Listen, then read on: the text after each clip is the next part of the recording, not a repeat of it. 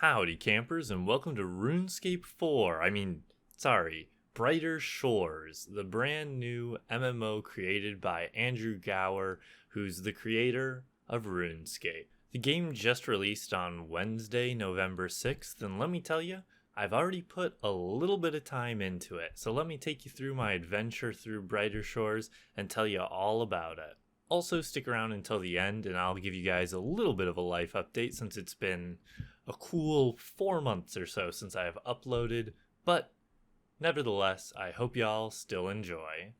First off, as in any MMO, we've got to create our character and then give ourselves a name. I tried a couple one-letter names because it was 4 a.m. on day of release, but all of those were already taken, so I just settled with Camp because I thought it might be a little bit more interesting than camping online.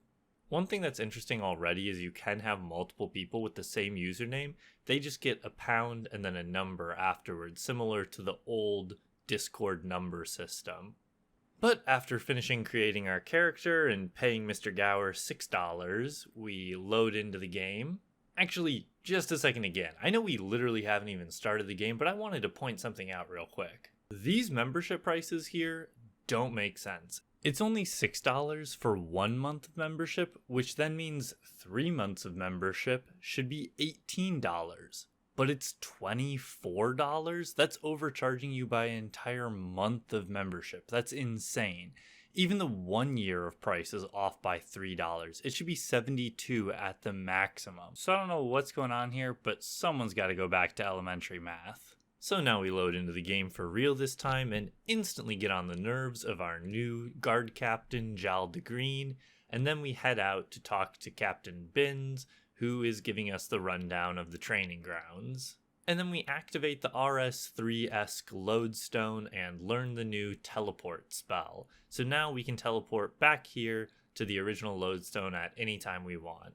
Then, in typical MMO fashion, we find out that there has been a goblin raid on the town, so we go to gather all the recruits together, and 2 of the recruits come along just fine, while the third one is missing their bow, so I spend about 10 minutes looking around for this person's bow before I finally find it underneath his bed.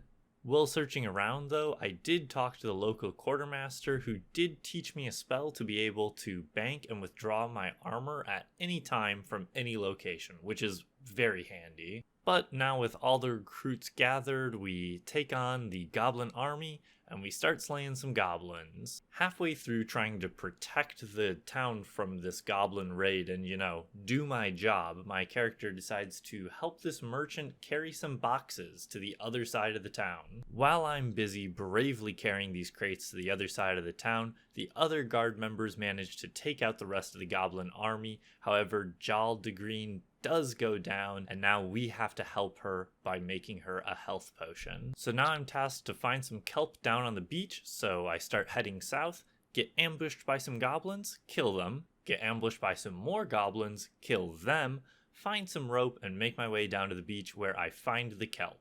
Craft the potion, and save Jal's life, which is great because I'm pretty sure we're the reason why she almost died in the first place, but let's not think about that. We get congratulated by Binns for doing such a great job, and then learn the immunity spell. In case we ever want to just not fight an enemy, now we have the option of casting the immunity spell and running away. And now we're pretty much done with the tutorial, and the game tells us that we need to reach level 15 guard and base level 60 in all of the professions together in order to move on to the next part of the main quest. So I head off to train my professions and find a little pub right outside of the training area across from the alchemy shop where I'm able to train my cooking. Just outside of this area is a shopkeeper who will sell cooking supplies, so I bought some of those supplies, did a little bit of cooking. Unlike in other MMOs like RuneScape, you don't actually eat the food you make, you can only sell it for gold. The only way to heal during combat is potions, not food. After pocketing my massive profits from making my artisan bacon sandwiches, I decided to just explore a little bit. While I was exploring, I found my way down to the beach again, where I found flounders, which are the level 0 fish that you can use to start fishing. However, I need a fishing spear, so that was my first real goal, to find a fishing spear. Just as I was getting excited to find this fishing spear, the server crashed, and this was only one of the few times this happened, and only on day 1. Honestly, the servers have been way more stable than I expected them to be, considering how many people I expected to play it on launch. We found a fishmonger, but he only bought fish. He didn't sell any fishing equipment.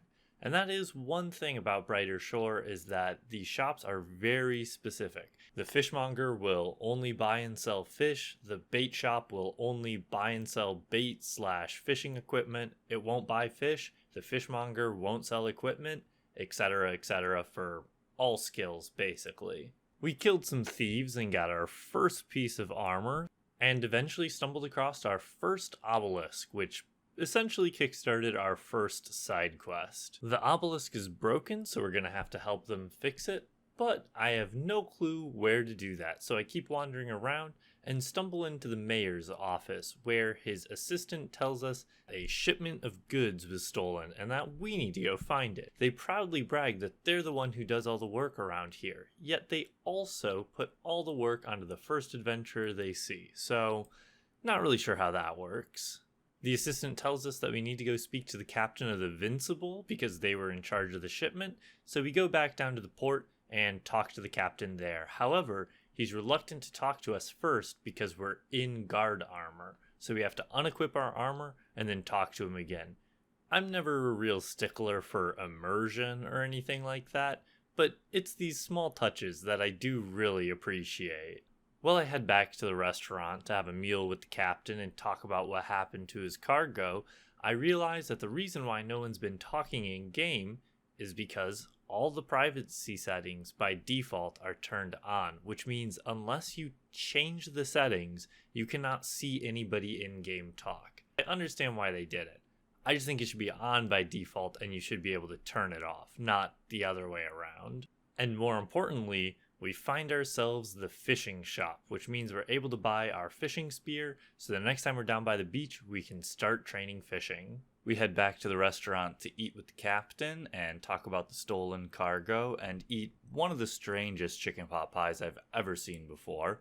He gives us some information about who might have stole it, and we begin to ask around to other people and find out that the Illusion is an underground criminal mastermind who is almost certainly the person who stole these goods. This other informant here tells us that we can contact the Illusion by putting a special note inside of a fetid flounder, and I'm like, okay, great. A flounder? That's a level 0 fish, right?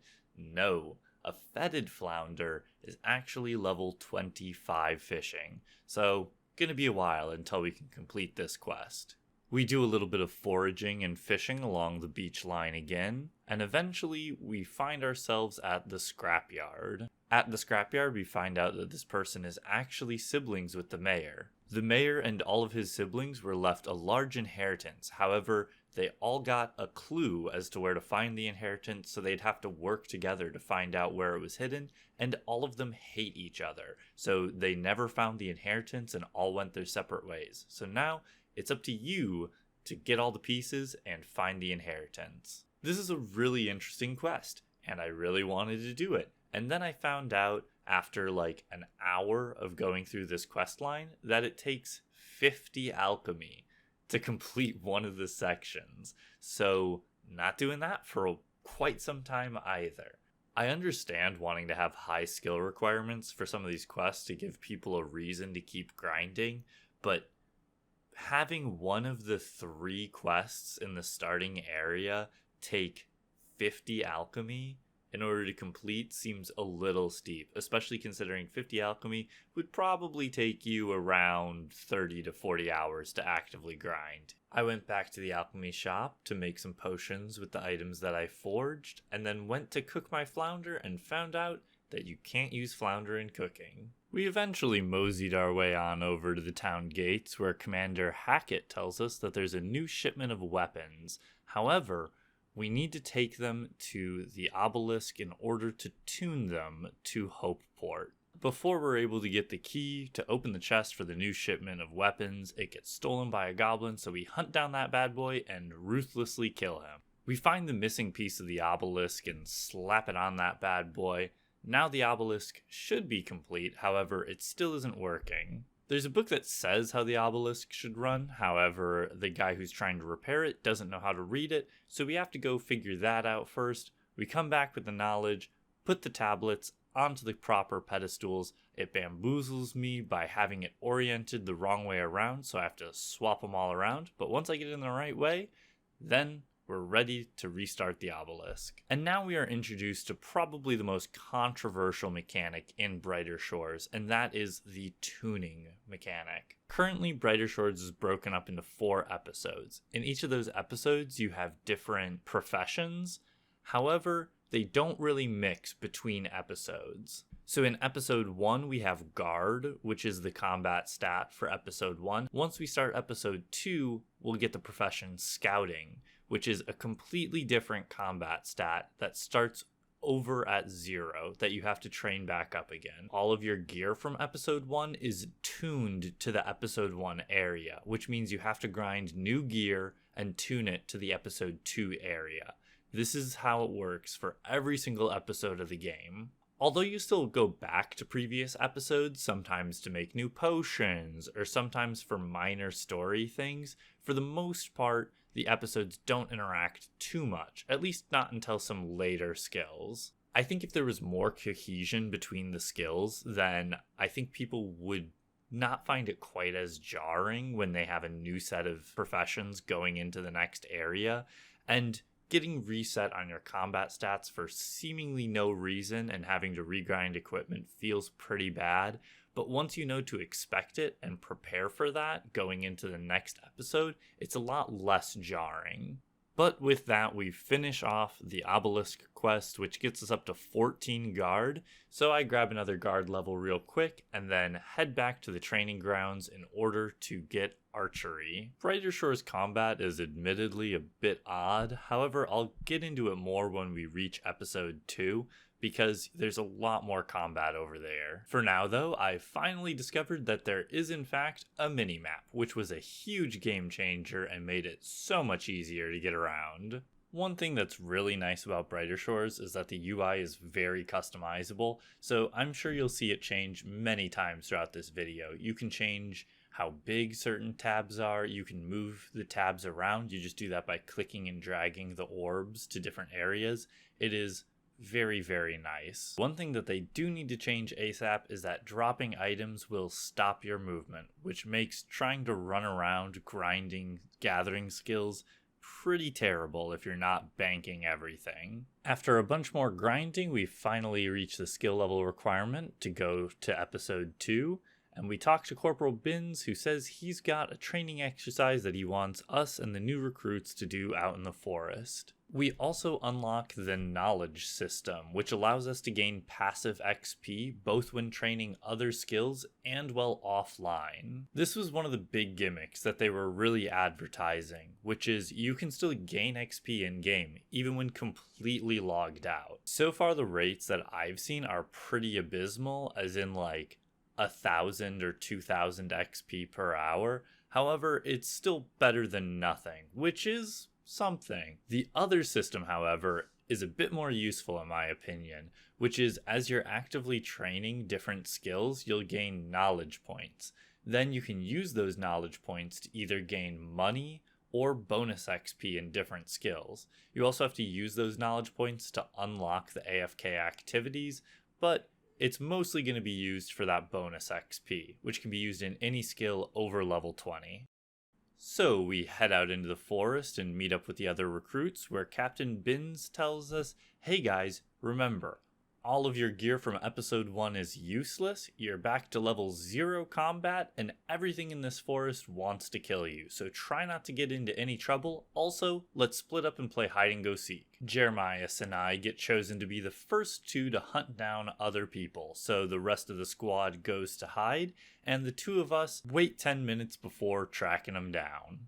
After following the trail of the recruits for a while, we reach a fork in the road where we're not sure which way they went. So when Jeremias asks if we should split up, I instantly say yes, that sounds like a great idea, what could possibly go wrong?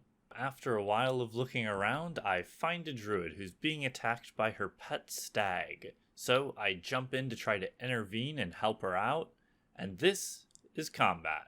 Similarly to old school RuneScape, you kind of just sit there and smack back and forth at each other. However, you do have 3 different weapons that you can use: a one-handed weapon, a two-handed weapon, and a ranged weapon. You also have a healing potion and a strength potion that you can use during combat. That all sounds relatively straightforward, but there are a couple caveats. One is that ranged weapons have limited ammo. There's no way for you to make ammo, but they just start with the maximum ammo at the beginning of each combat, and then when you run out, you're forced to swap to a melee weapon. Also, HP regenerates at the end of each combat, which means you start each combat fully healed. Naturally, I die when trying to fight this stag because I'm level 0 and all of my gear is tuned to episode 1, so I get to see how the death mechanics are, which is to say, there are none. You don't lose anything when you die, you just come back to the infirmary and that's all. I head back to the druid and just barely am able to finish off her stag. She tries to make me feel bad for a second for killing her pet, and I'm like, what the heck? And she goes, oh no, it's okay. There's some terrible darkness in this forest that made my stag turn evil, so I am a little mad, but thank you, you did save me. Hearing that the forest is turned evil while there are several fresh-faced recruits out in the forest all by themselves is a bit disconcerting. However, the spirit of adventure requires that I help this druid in distress figure out what's going on with this forest. So we make our way over to the magical pooling, because the druid tells us that we have super secret special awesome magic abilities, and that we can tune them with one of the special factions at the pooling. There are the nature nerds, or the guardians, the hammer guys, which are nerds, and the cool and chill cryo knights. Can you tell which one I picked? Imbued with our new kick-ass Cryo Knight abilities, we venture deeper into the forest and find Jeremias. There's an ominous-looking crystal in a clearing, and Jeremias doesn't look so good. He's spouting nonsense about having found a treasure and having killed both of the other recruits. So we get ready for our first real boss fight, and somebody else is fighting him. For some reason, this isn't instanced, so we have to wait until this other guy finishes killing Jeremias so we can kill him ourselves. And surprisingly, despite not really having any weapons or armor from episode 2, I still was able to defeat him relatively easily. So I don't know if that's also a bug or if that's just how it's supposed to be. But Jeremias down. Time to figure out what the heck is going on here. So now the druid tells us that we have to find 3 magical items to help purify the crystal and get the forest back to normal working order. Also, this is the first of many times that we got this error message at the top of the screen. If you press tilde, then it brings down the console command and you can see the errors in the debug menu directly in the game. I don't know why this exists for the players to see. Maybe one of the professions in episode 5 will be IT support, and then we'll use it. While we're exploring some more, we find the portal stone for this location, and we find Toblin, who's trapped in a spider's web on the top of a cliff. Still traumatized from my episode 1 experience with side quests, I decide to bravely run away. Sorry, Tabby, but you're on your own. We find a broken down ferry by the river, and being the upstanding citizen that I am, I decide it's my duty to fix it.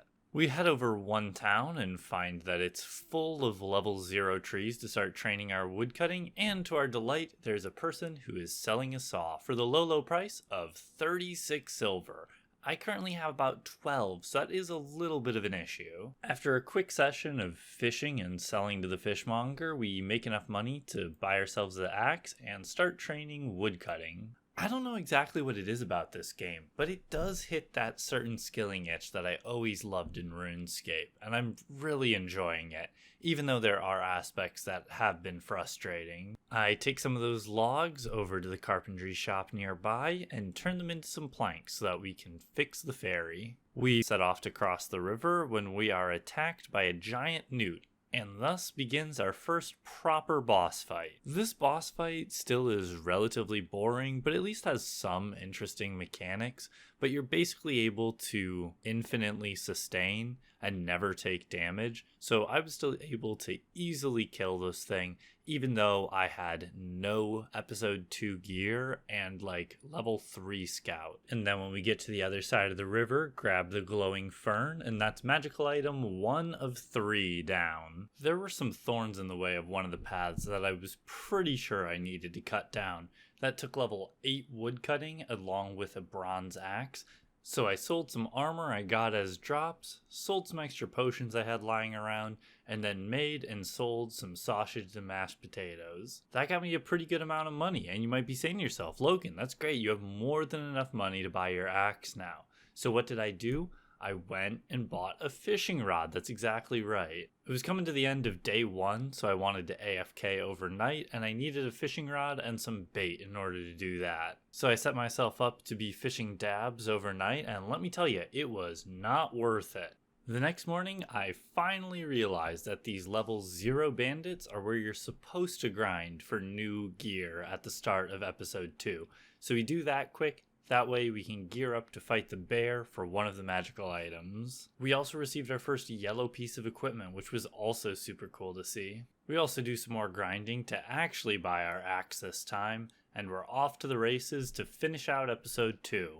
With our axe, we're able to clear the brush and find the magic mushrooms, and then we're off to try to slay a 2-headed bear. This boss has an AoE attack that if you get hit by will deal you over 100 damage, so probably try not to do that. The first time around I die, but then I realize I haven't been using health potions or strength potions. I haven't been using health potions because they take so long to drink that most of the time you take more damage than you heal, but since the boss stops when it does its slam attack, you actually have time to drink potions in between. For some reason, OBS started having issues recording, but the second time around I was able to take down the bear and find out that I needed a jar to put the honey in. I proceeded to spend the next 10 or 15 minutes pulling my hair out, trying to remember which store I could buy jars from until I finally found one at the foraging store, thanks to a couple people who told me where it was. To be fair, I probably should have assumed that, hey, you're going to be gathering honey from the beehive. You're probably going to be using the gathering skill, so that would make sense that it would be in the gathering and foraging shop.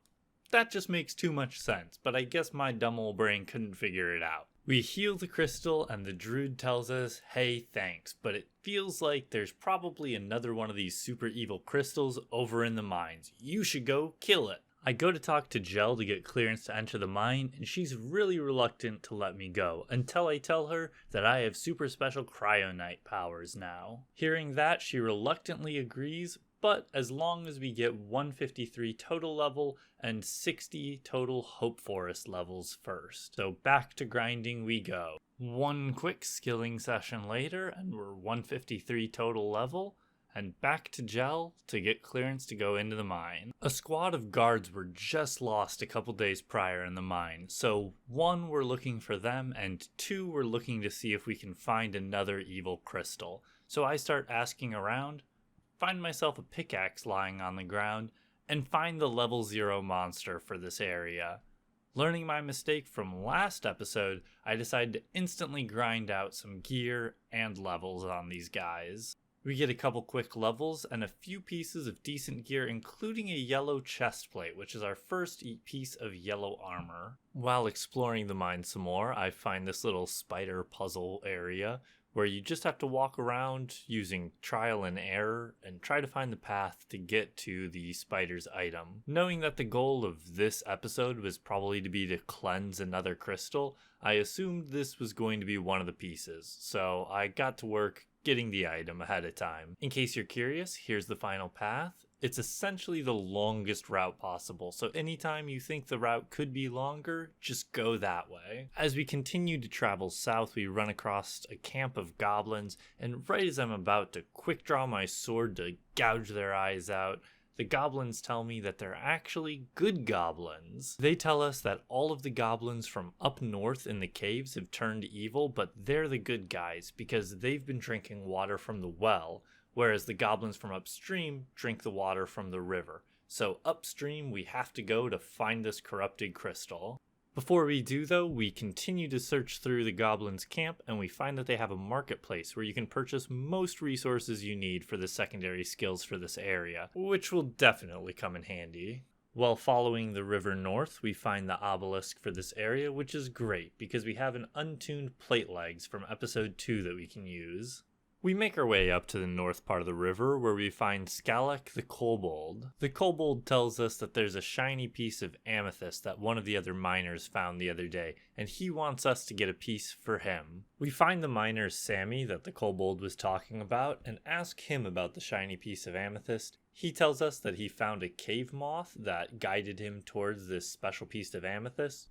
But before we head over there ourselves, we first need to gain some mining levels, so while we're at it, I also do some smithing too. While I'm smithing, I make the great discovery that all of the gear you make with the smithing skill starts untuned, which means you could start out episode 4 with great weapons as long as you can find the obelisk to tune the weapons on. While leveling up my mining, I also find a glowing rock, which I assume is one of the magical items that we need to purify the crystal. So we get ourselves up to level 14, which is enough to mine the glowing rock as well as the shiny amethyst that we need, and we head back to the Kobold. I honestly thought the Kobold was going to betray us, but once he gets his shiny amethyst, he puts down the ladder and lets us up. After a little bit more snooping around, we find some dwarves that have locked themselves away. Fortunately, they instantly believe that I am not a corrupted evil goblin and let me in. They tell me to come in quickly, assumably to not let other mutants in. However, they leave the doors wide open, so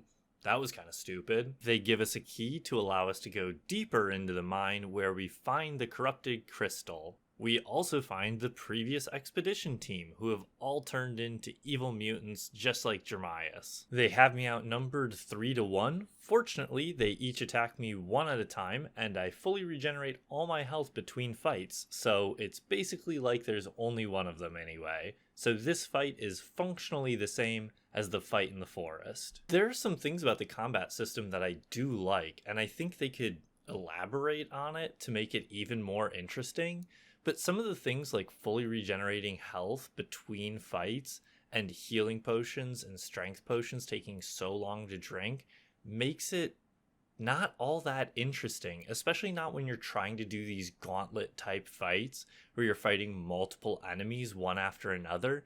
It just doesn't work with this combat system. Anyway, we lay the corrupted squad to rest and we use our items on the corrupted crystal. However, there's still one more item that we need, so we continue further into the mine to see if we can find it. We find a nearby gnome who actually has some great information. They tell us that they saw a red sorcerer who is the person who summoned these corrupted crystals. Other than describing what this sorcerer looked like, they aren't able to provide too much information, but it's the best lead we have so far and really starts to make things interesting. The gnome gave us a magical piece of coal, but we still need one more item. So we keep looking around and find a very suspicious looking glowing legged cockroach. So we snag the piece we need from that and finish purifying the crystal. We head back to Hopeport to fill in Jal on our success, and while we're there, Nebeth tells us that the person we saw was certainly a member of the cult of Velzax. We return to Branor, who tells us that one of his informants saw one of these sorcerers in Chronopolis, so we'll have to get over there. But there's a magical storm blocking off Chronopolis, so we can't sail there. There is a pass that we can go through, however, it's guarded by Cyclopses, so we'll have to figure out how to get past them. We go to ask the Cyclopses if we can enter their land, and they say absolutely not unless you can get us some gnomish silver. We head back to the Gnome Forge, and the gnome tells us, sure, I suppose you can mine some of our silver since you saved us. However, you have to have a total level of 252 and a mining level of 20. So we get right on it. I did some mine carts to get to level 20 mining, and honestly, I'd recommend this one. It was pretty good XP as well as making decent money without having to worry about banking. Since we needed some more levels, I decided that we could also finish the Lost Shipment quest as well, because I'd been putting some bonus XP into fishing in order to get level 25 passively. So I write the letter and give it to the fishmonger, and then sneakily hide behind this tree while I wait for somebody to pick up the flounder. I follow the suspicious scoundrel back to their safe house,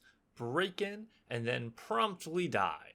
I naturally decide to call it quits for the night. However, I set up my character to training guard overnight so that I'd be a little bit stronger in the morning. In the morning, I wake up to roughly half of a guard level, which is nice.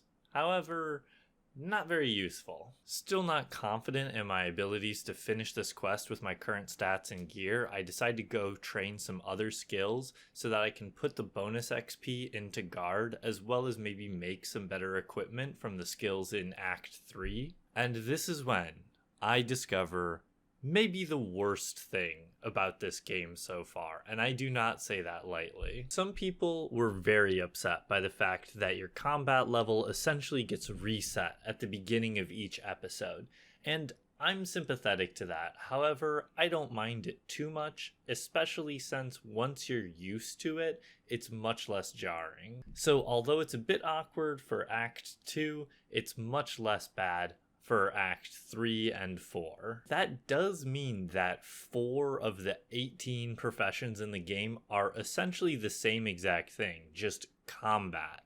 And on top of that, both Hopeport and Hope Forest have a essentially identical foraging / gathering skill. That's annoying, but I can deal with it because those are both gathering skills that you get primaries for that you can use in secondary skills. In training these skills here, I find out that Bonewright, Blacksmithing, and Stonemason are all essentially the same profession, just 3 separate times. To make matters worse, they're also faction specific. That is to say that Blacksmithing, you make Cryonite armor, Bonewright, you make Guardian armor, and Stonemason, you make Stonehammer armor. This means that no matter what faction you pick, 2 of these 3 skills will be entirely useless to you, and you will only grind them for XP and total levels. They will never have a purpose for your character. Now, don't get me wrong, a skill like cooking in this game is also essentially useless because your character doesn't use any of the food.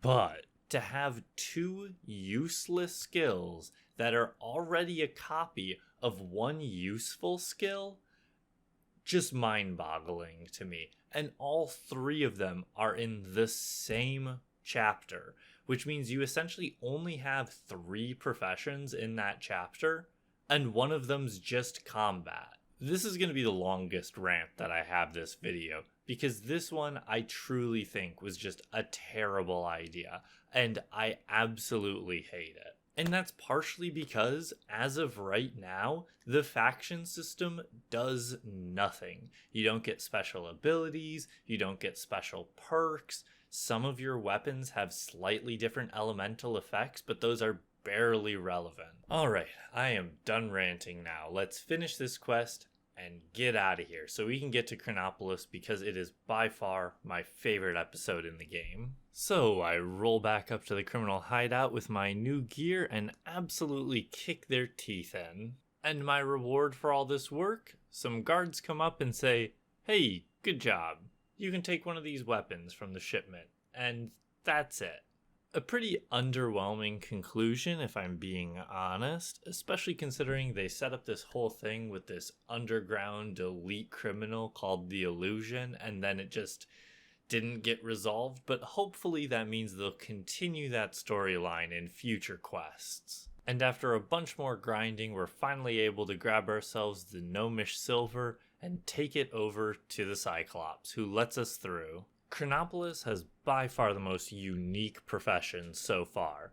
They have their standard combat profession, and then a relatively straightforward leatherworking profession, But then they have two professions that are absolutely off the wall that I definitely wouldn't have expected. There is merchant, where you buy and sell goods from around the city, and then detective, where you spot thieves, take down criminal locations, and interrogate people. There's even a part of the skill which is essentially a mini game where you have to solve randomly generated crimes. They're admittedly extremely simple and honestly not a ton of fun to actually do, but it really shows just how creative they can get with some of these professions. There's some random guy on the side of the street who says he'll teach us a special spell at level 46 detective, so that's a ways away, but eventually we might get that.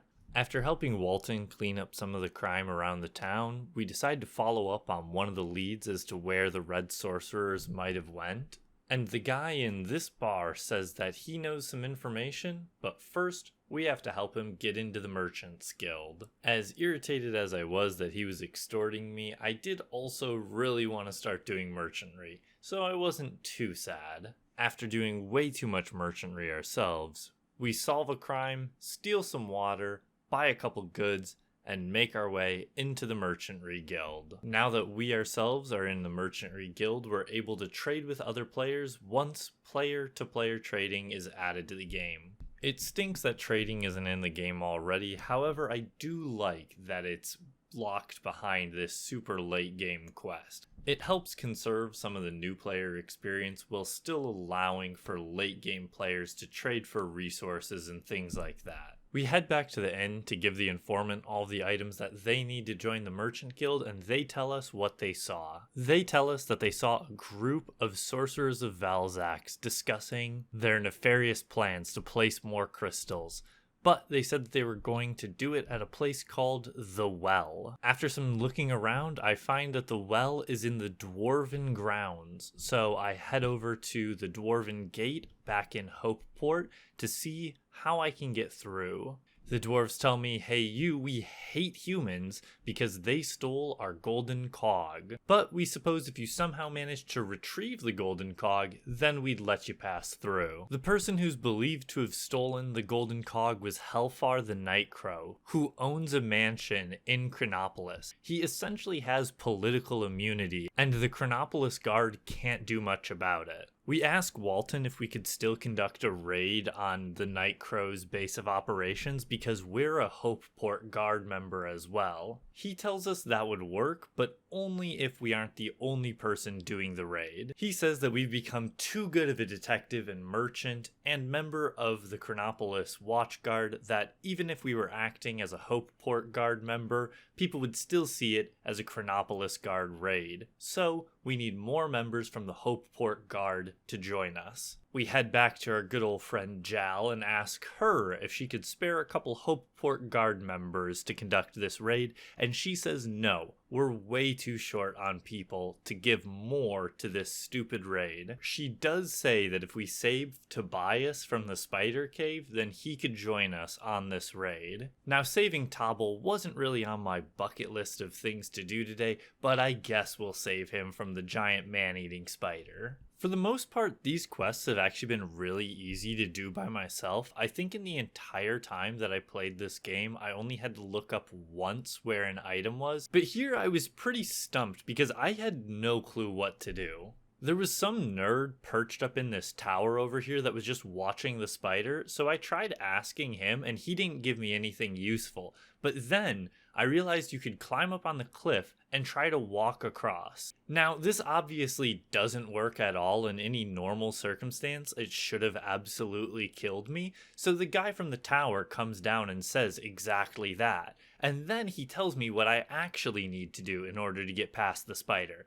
And I'm like, hey guy, thanks. I wish you would have just told me that before I almost died. Just typical point and click adventure logic where you have to do something ridiculously stupid in order to advance the plot. But anyway, this spider nerd tells us that we need to get a tar rat because that's one of the favorite foods of the Titan spider. Eventually, we come across this adventurer Hamish, who's built himself a fire and is cooking up a nice dinner of tar rat. We ask to bum a hit off him, and he says no, unless you can help me get to the legendary Pool of Rainbows. In order to do that, we need a special anti-acid shield, and in order to make the anti-acid shield, we need a couple random items, including 32 carpentry, in order to make the base of the shield itself. About 5 hours and 150 silver later, we've got ourselves 32 carpentry and are ready to make those shields. First, we yoink a snake's eyeball. Next, we trick this unsuspecting old man into thinking we're part of the vegetable judging committee.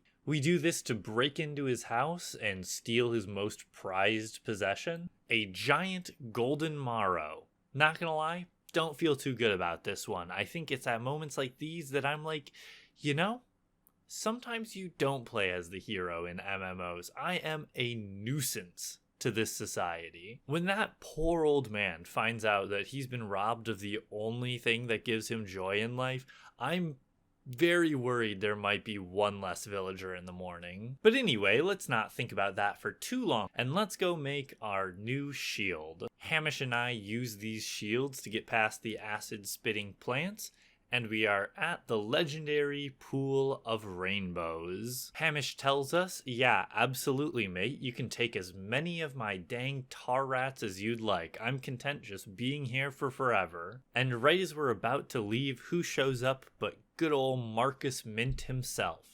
That merchant that we saved at the very beginning and almost got Jal killed when we helped. He shows us the Broken Storage Rift spell, which honestly completely changes the game here. Throughout the game, I've noticed these really weird relics that you find on the ground every now and then, maybe like 2 or 3 per area, and what those are there for is for this storage spell. Basically, you can use the storage spell on one of these relics, and it allows you to bank any item that you have, and it'll just go to the correct bank. It's an absolute game changer for skilling. With our tar rat in hand, we go back to the Titan spider, place it down on this rock, and wait for the spider to come down to catch it. Then we lop off some branches from this sticky tree to catch the spider, and we head up to go free Tablin. Teddy tells us thanks for saving him, and I say don't thank me too much quite yet. We're gonna go try to rob one of the most notorious criminals in Chronopolis. Now that we've doubled the size of our operation, we decide to climb over the broken part of the wall. The guard there doesn't stop us because he has orders from Walton to just ignore us. Considering he's the leader of a notorious crime syndicate, I was really expecting security to be a little bit tighter, but I guess with the recent supply chain issues, it's been a lot harder to source bricks in order to fix a wall. We sneak in, find the golden cog, get ambushed by a couple guards, and absolutely beat the teeth in of one of them. As I go to kick the butt of another one of these guard members, Teriyaki tells us he's gonna grab the cog real quick, but as he does, he sets off a fire trap. Instead of getting torched to a crisp, Tybalt turns into some sort of lizard monster and scares the other guards away.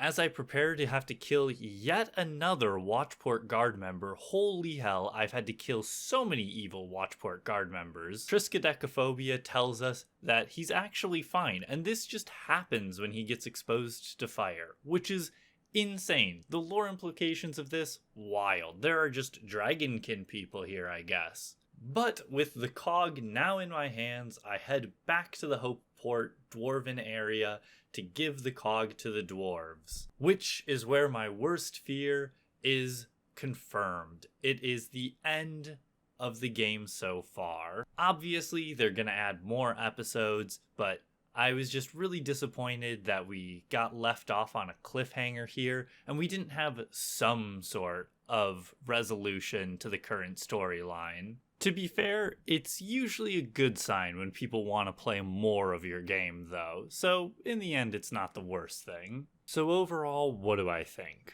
I think it's pretty good, honestly. Although I'm frustrated by how many of the professions are copies of each other, there are also some professions that are legitimately really fun and unique. And although there are some professions that feel a little too isolated and that they're not really all that useful, there are other professions that meld with each other amazingly. Especially in Chronopolis, I feel like the professions work together so well. As you get better detective, you can bust higher level crime areas, When you bust higher level crime areas, you open up new paths through the town, which allow you to do your merchant runs faster and more efficiently. As you level up your merchant skill, it decreases the prices of hides, making that more viable as well. It just all works together so well. And as much as I complained about the crafting skills in episode 3, they all work well together because they bring back items from previous sections as well. The game's combat is extremely bare bones, and there are certain things that I hope they rework, but also I see the baseline for a pretty good combat system. I'd really like to see them add more things similar to the bow, like abilities or spells that you can only cast a couple times per combat as well. Also, I've really enjoyed skilling, and the best part is if you don't like a certain skill, you don't have to train it. With the knowledge system, you can just put your bonus XP into that skill and use your offline AFK time for that skill too, and still level it up passively. Speaking of skilling, there were also people really upset by how steep of a curve there was going from level 19 to level 20. I definitely agree with them. I understand wanting some sort of a jump in XP, especially since that's when you unlock the AFK methods. But level 1 through 19 taking 35k XP and then 20 to 21 taking 20k XP is just a little too steep in my opinion. I think it especially doesn't help that up until that point you unlock new things every 2 levels, but at level 20 you only unlock the AFKing thing.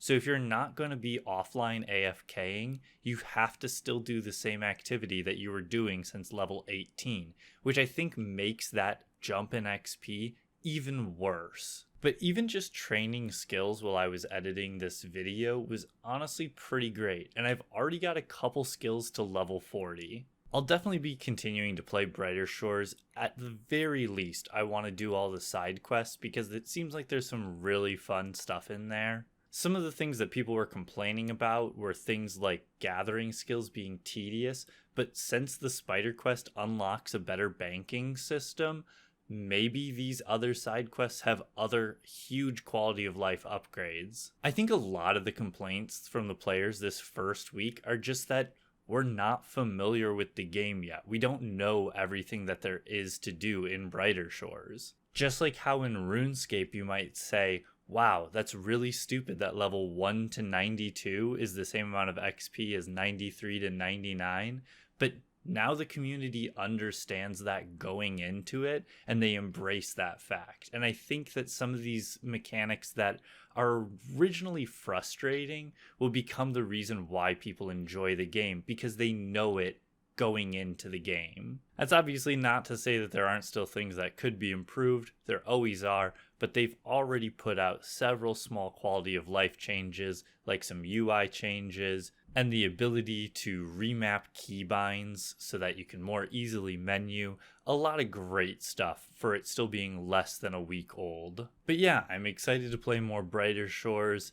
I'm excited to hear what you guys think about it too. I honestly haven't talked to many people about it yet. And I hope you guys enjoyed this video. I know it's a little bit different than the stuff I normally make, and let me tell you, it took a long time to edit it. And here I thought the 40 hours in 3 days of actually playing would be the tough part, but it turns out the 15 hours in the 2 days after would be the real part that kills me. But as promised, if you've been wondering where I've been, honestly, not doing a whole heck of a lot. However, my girlfriend and I, Andrea, we got engaged and then we got married. But outside of that, not a whole heck of a lot, to be completely honest. Just enjoying the married life. And I have still been streaming occasionally over on Twitch as well. Thank you guys for all the support as always. Even if I don't reply to you in game, I appreciate the messages asking where I've been, saying that you're looking forward to new videos. New RuneScape videos will be coming out, don't you worry. I've still been playing, I've still been recording. I just need to actually edit one together and release it. But that's going to be all for me today. Hope you guys enjoyed. I hope you guys have been enjoying Brighter Shores yourself. Take care, and until next time, happy camping.